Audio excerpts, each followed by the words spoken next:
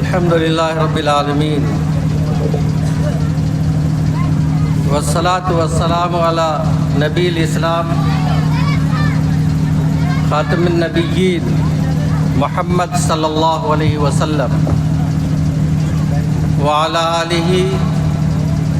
واصحابہ وازواجہ وذریاتہ واہل بیتہ اجمعین، اما بعد۔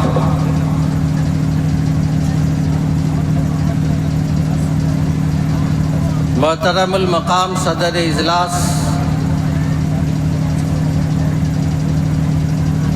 حضرت مفتی محمد خالد حسین نیموی قاسمی صاحب، صدر جمعیت علماء بیگوسرائے،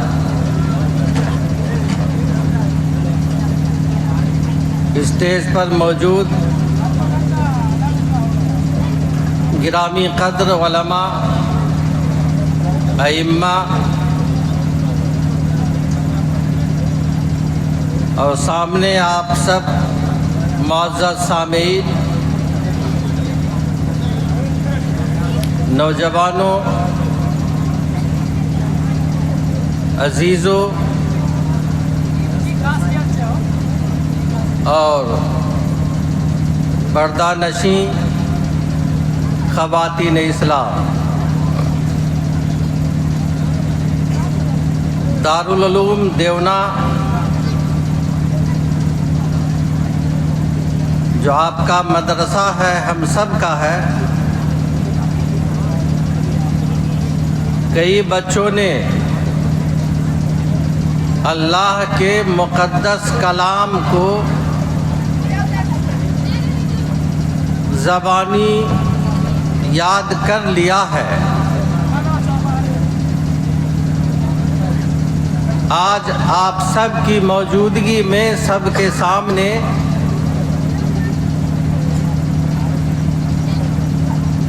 ان بچوں کے سروں پر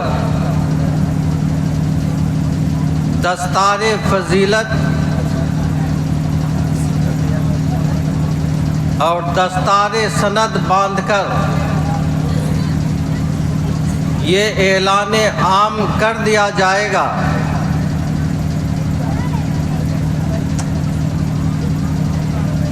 کہ یہ بچہ جسمانی اعتبار سے کمزور ہو یا مضبوط، اس کی عمر اگرچہ بہت زیادہ نہ ہو، لیکن جب رمضان المبارک میں اس ننھا کو مصلی پر کھڑا کر دیا جائے گا تو پھر مقتدیوں کا مجمع درجنوں میں ہو،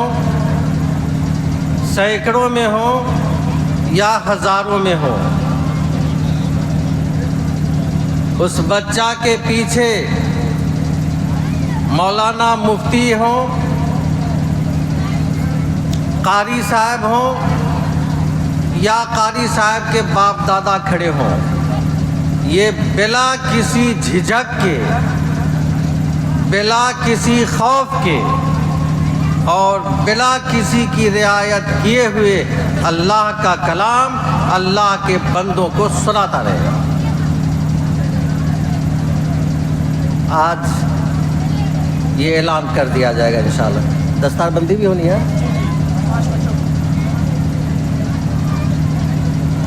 میرے بھائیوں، ہم اپنی طرف سے نہیں، جمعیت علماء بیگوسرائے کی طرف سے ہم ان بچوں کو، بچوں کے پڑھانے والوں کو، انتظام کار کو، کمیٹی کو، ذمہ داروں کو، ان کے باپ اور ماں کو، ان کے خاندان کو، آپ سب کو مبارکباد پیش کرتے ہیں۔ یہ کوئی چھوٹا موٹا کام نہیں ہے، یہ بڑا کارنامہ ہے، اور اس خوشی میں شرکت کے لیے آپ سب شریک ہیں، اس لیے آپ سب کو بھی مبارکباد۔ اس کے بعد 3 باتیں کہہ کے ہم اپنی جگہ لیں گے. اصل تقریر تو اب ہونے والی ہے بعد میں.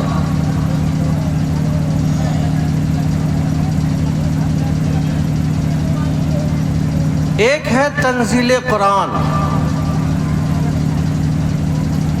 ایک ہے تعلیم قرآن، اور ایک ہے تعمیل قرآن. یہ 3 باتیں ہیں، ہمیں اس پر توجہ دینی چاہیے.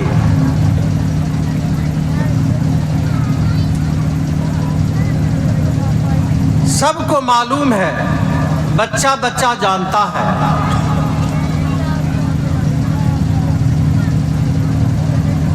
کہ ہم انسانوں کو جس وقت جس چیز کی ضرورت پڑی، جس حکم کی ضرورت پڑی، جو مہم سامنے اور اس کے احکامات سامنے آئے، جو ہماری ضرورتیں تھیں، اس کا تعلق زندگی کے جس مرحلے سے ہو، جس موڑ سے ہو، تو اللہ تعالیٰ نے اس وقت قرآن کی آیت میں ہدایت اور رہنمائی کی، اور 23 سال لگے، آہستہ آہستہ آہستہ آہستہ آہستہ آہستہ حسب ضرورت. مکہ کی گلیوں میں، سڑکوں پر، بازار میں،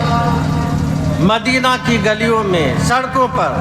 میدان کارزار میں، مسجد نبوی کے اندر، مسجد نبوی کے باہر،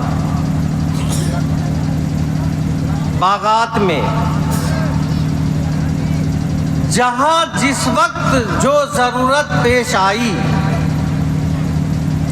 اور اللہ نے ہدایات دی، رہنمائی کی، احکام نازل کیے.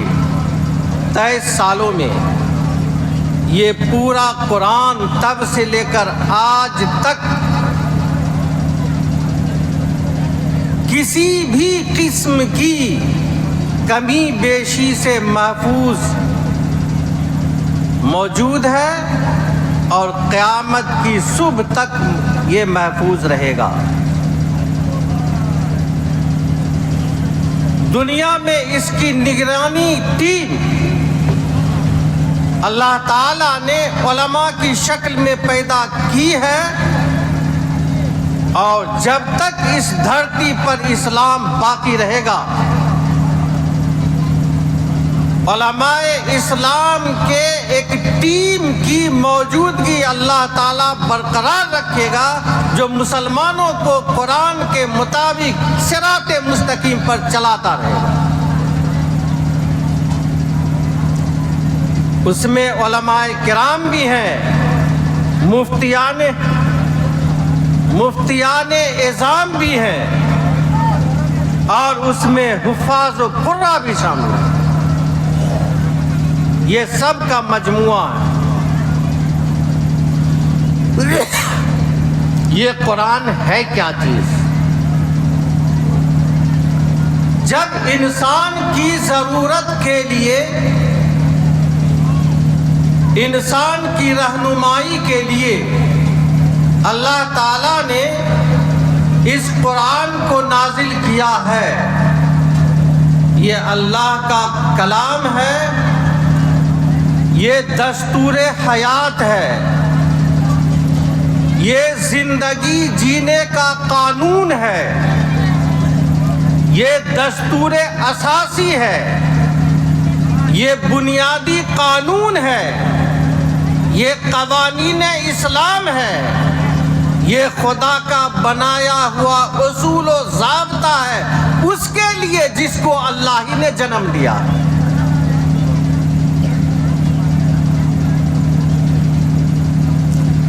جس نے اس انسان کی تخلیق کی، پیدا کیا، جنم دیا، وہ اس کی رگ رگ اور نس نس سے واقف ہے، اس کی ضرورتوں کو جانتا ہے، اس کے نفع اور نقصان کو جانتا ہے۔ ایک انجینئر جو انجن بنا رہا ہے، ایک انجینئر جو پل بنا رہا ہے، ایک انجینئر جو مشینیں بنا رہا جس سے جہاز کنٹرول ہو رہا، وہ مشینیں بنا رہا جس سے ایئر کرافٹ کنٹرول ہو رہا ہے، اس وبھاگ کا انجینئر ہی اس مشین کے بارے میں بہتر جان سکتا، دوسرا نہیں جان سکتا۔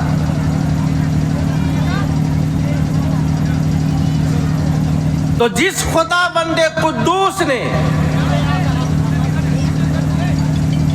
جس احسن الخالقین نے بہترین تخلیق کی ہے انسانوں کی، اس سے بہتر انسان کی انجینئرنگ کوئی کر نہیں سکتا، تو خدا سے بہتر انسان کی ضرورت، نفع نقصان کو کوئی جان بھی نہیں سکتا۔ اسی نے یہ قرآن نازل کیا، اسی نے یہ دستور زندگی نازل کیا۔ یہ قرآن انسانوں کی ہدایت کے لیے اللہ نے دنیا میں دیا ہے۔ یہ کتاب ہدایت ہے، یہ کتاب نجات ہے،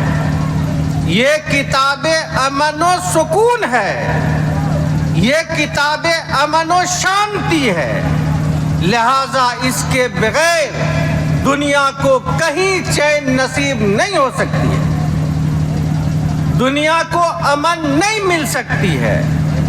دنیا کو سکون حاصل نہیں ہو سکتا ہے، اس لیے کہ امن و شانتی یہاں ہے، سکون و چین یہاں ہے، عفت و عظمت محفوظ یہاں ہے، احترام بھائی چارگی کا سبق یہاں ہے، چھوٹے بڑے کی پہچان یہاں ہے،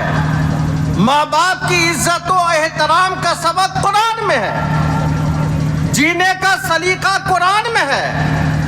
مرنے اور مرنے کے بعد کے طریقے قرآن میں ہے۔ یہ دستور زندگی ہے، دستور حیات ہے، اس کے بغیر نہ تو دنیا میں سکون ہے، نہ کسی کو قبر میں سکون حاصل ہوگا، اور میدان حشر میں کیا ہوگا یہ تو خداوند قدوس ہی جانتا ہے۔